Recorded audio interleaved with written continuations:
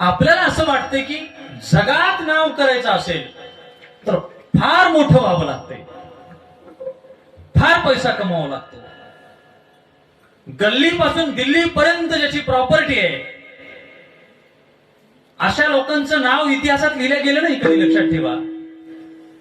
तुम्ही इथं अडाणी अंबानीचे फोटो लावले का? लावा की.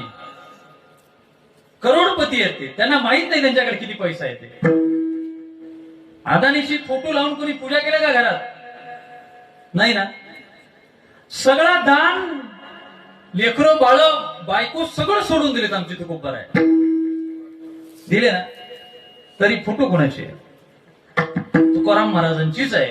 त्याचं कारण काय? पैसा, पद, प्रतिष्ठा हे जीवनातलं यश नाही. हे सिद्ध करतात तुकाराम महाराज की तुम्ही किती नीतिमत्तेनं जगता, तुमच्या जीवनाचा ध्येय काय हे ठरवते की तुमचा नेमका फोटो कुठे लागावा.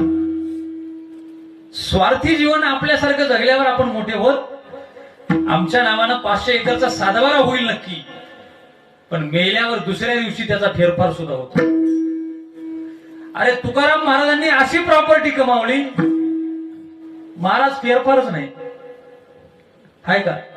मला सांगा, असा कुठला आला काय लाल जन्माला तो म्हणतो की तुकाराम महाराजांनी लिहिलेली 4,000 अभंगाची गाथा मी रजिस्ट्री ऑफिस मध्ये जाऊन माझ्या नावाने करून घेणार आहे. ऐकायला कुठं? शक्य नाही.